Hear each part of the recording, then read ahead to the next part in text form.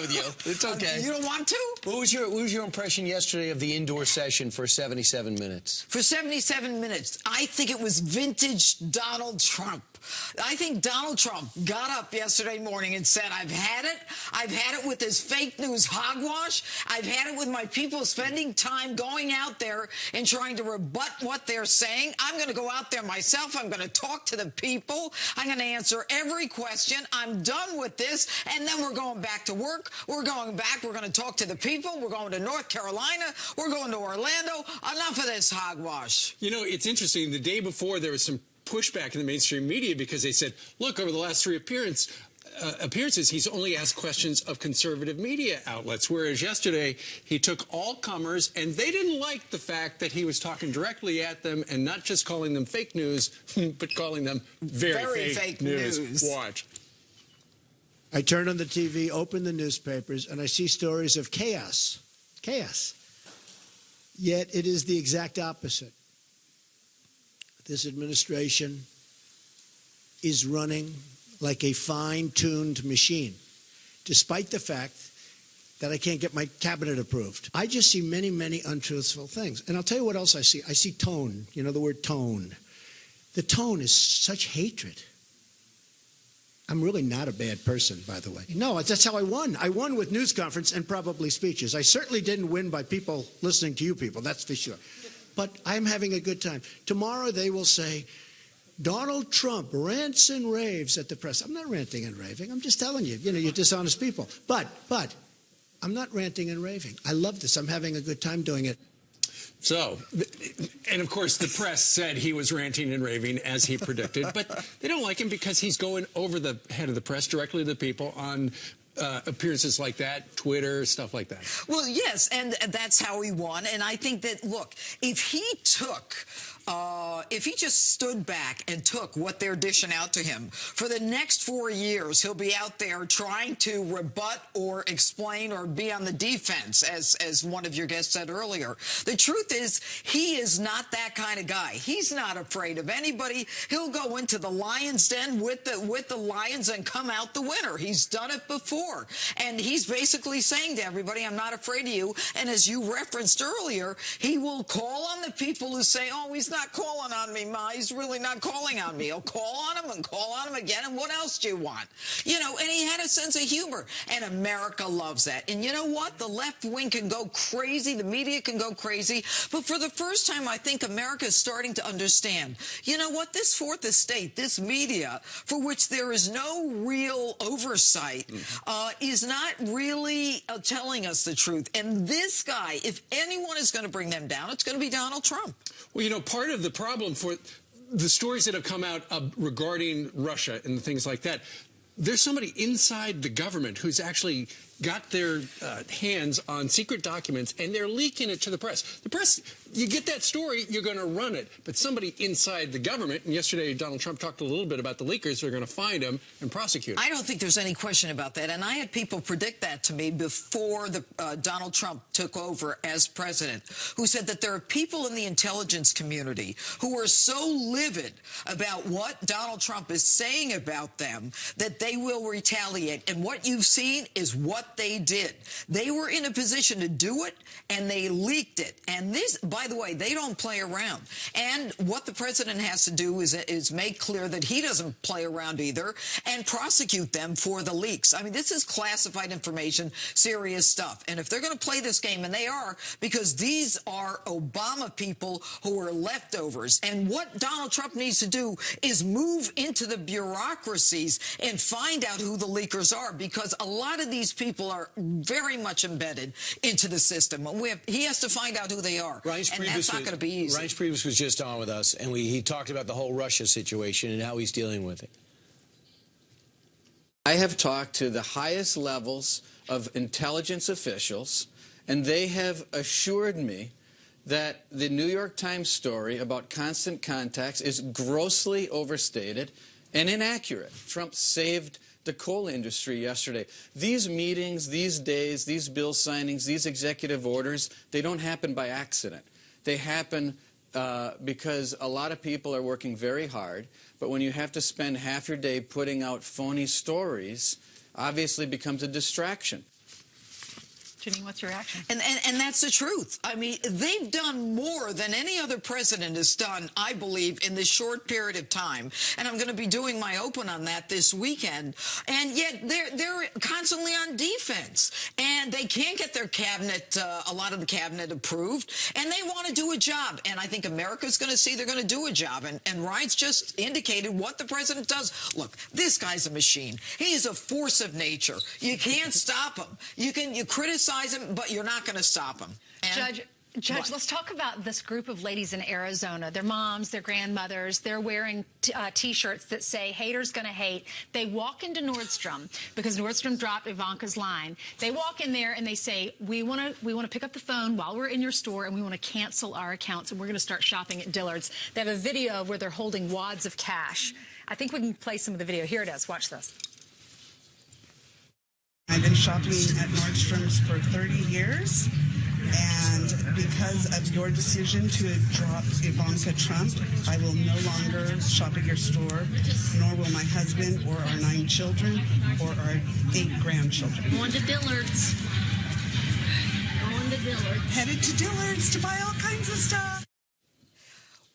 What these people did not understand, Nordstrom's, when they capitulated to this hashtag grab your wallet and dumping Ivanka Trump's brand, what they didn't understand was that silent majority that voted Donald Trump in is not happy with department stores becoming political. That's not why we shop at a store. We shop at a store to buy things. And you want to be political and capitulate to women who say that they're all about women, but will trash Ivanka Trump in a second because they don't like her father's politics, well, they will suffer the consequences. Shame on them. But Grab Your Wallet campaign has been effective. That campaign that came up that anything that Donald Trump was associated with was going to be attacked, they're making progress too. That's why I think that Under Armour really capitulated so quick. Not only do they have investors to worry about, they're worried about their brand. Well, you've seen what's happening in America now, Brian. People capitulate to anyone complaining about political correctness.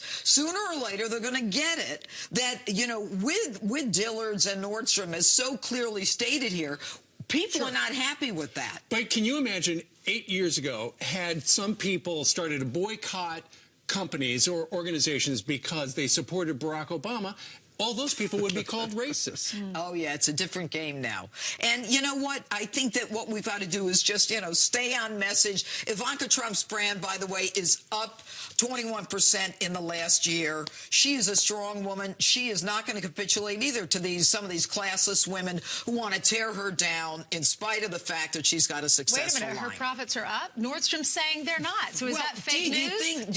You think placement has something to do with it, or that they capitulated to political correctness of people they think they are important? The people who are important are the people who pay for Nordstrom's. Shame on them. All right, here's somebody you're going to watch this weekend. Judge Jeanine, thank you very much. Thank you.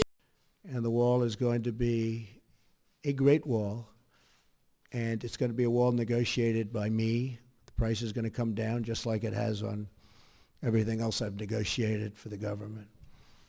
And we're going to have a wall that works. We're not going to have a wall like they have now, which is either non-existent or a joke. We've ordered a crackdown on sanctuary cities that refuse to comply with federal law and that harbor criminal aliens, and we've ordered an end to the policy of catch and release on the border. No more release. No matter who you are, release.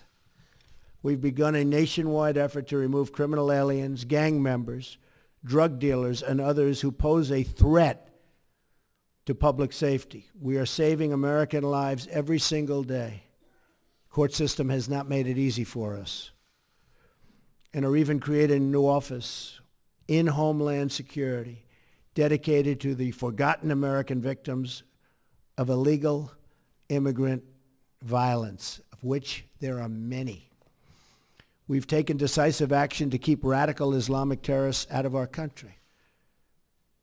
Though parts of our necessary and constitutional actions were blocked by a judge's, in my opinion, incorrect and unsafe ruling, our administration is working night and day to keep you safe, including reporters safe, and is vigorously defending this lawful order. I will not back down from defending our country. I got elected on defense of our country. And I keep my campaign promises. And our citizens will be very happy when they see the result. They already are, I can tell you that. Extreme vetting will be put in place, and it already is in place in many places. In fact, we had to go quicker than we thought because of the bad decision we received from a circuit that has been overturned at a record number. I've heard 80%. I find that hard to believe. That's just a number I heard, that they're overturned 80% of the time. I think that circuit is in chaos, and that circuit is frankly in turmoil. But we are appealing that, and we are going further. We're issuing a new executive action next week that will comprehensively protect our country. So we'll be going along the one path and hopefully winning that. At the same time, we will be issuing a new and very comprehensive order to protect our people. And that'll be done sometime next week, toward the beginning or middle at the latest part. We've also taken steps to begin construction of the Keystone Pipeline and Dakota Access Pipelines, thousands and thousands of jobs, and put new Buy American measures in place to require American steel for American pipelines. In other words, they build a pipeline in this country, and we use the powers of government to make that pipeline happen. We want them to use American steel.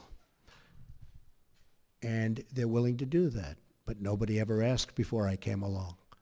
Even this order was drawn, and they didn't say that. And I'm reading the order. I'm saying, why aren't we using American steel? And they said, that's a good idea. We put it in. To drain the swamp of corruption in Washington, D.C., I've started by imposing a 5-year lobbying ban on White House officials and a lifetime ban on lobbying for a foreign government. We've begun preparing to repeal and replace Obamacare. Obamacare is a disaster, folks. It's a disaster. You know, you can say, oh, Obamacare.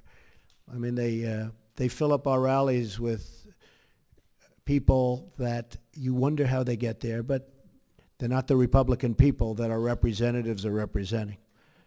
So we've begun preparing to repeal and replace Obamacare and are deep in the midst of negotiations on a very historic tax reform to bring our jobs back. We're going to bring our jobs back to this country, big league. It's already happening, but big league. I've also worked to install a cabinet over the delays and obstruction of Senate Democrats. You've seen what they've done over the last long number of years. That will be one of the great cabinets ever assembled in American history.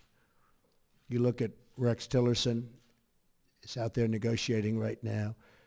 General Mattis, I mentioned before. General Kelly. We have great, great people. Mick is with us now. We have great people. Among their responsibilities will be ending the bleeding of jobs from our country and negotiating fair trade deals for our citizens. Now look, fair trade, not free, fair. If a country is taking advantage of us, we're not going to let that happen anymore. Now, every country takes advantage of us, almost. I may be able to find a couple that don't. But for the most part, that would be a very tough job for me to do. Jobs have already started to surge. Since my election, Ford announced it will abandon its plans to build a new factory in Mexico and will instead invest $700 million in Michigan, creating many, many jobs. Fiat Chrysler announced it will invest $1 billion in Ohio and Michigan, creating 2,000 new American jobs. They were with me a week ago. You know, you were here. General Motors likewise committed to invest